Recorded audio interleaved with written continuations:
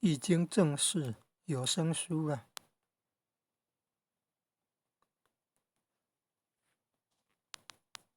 各种哇，你看乾坤的乾有这么多种意义啊！天阳男护今生始元，元护全静明大圣替安存和中谦刚见正哦，有没有24个啊？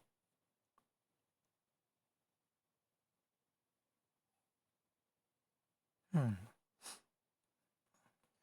那你看很多国号都根据这个易经乾卦来命名了，像元朝的金啊，拟真人建立的金啊，北宋年金灭辽，亡于金啊，南宋年蒙古灭金啊，亡于蒙古，蒙古人建立了元啊，然后来朱元璋建立明朝，然后来满洲人建立了清朝，清就是静，静就是清，有没有？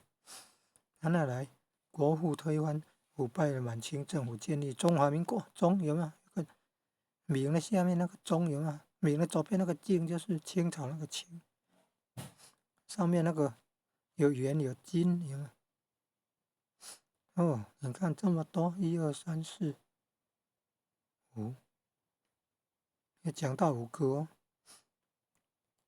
元、明、清、中华民国这4个，再加上那个拟真人建立的金，这样就5个。你看，都是根据那个易经乾卦，然后来命名国号。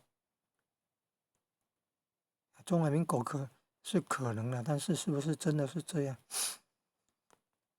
但是易经乾卦这乾代表天，表示有天命的，奉天承运的。古代专制时代那个政权君权神授，所以你看易经乾卦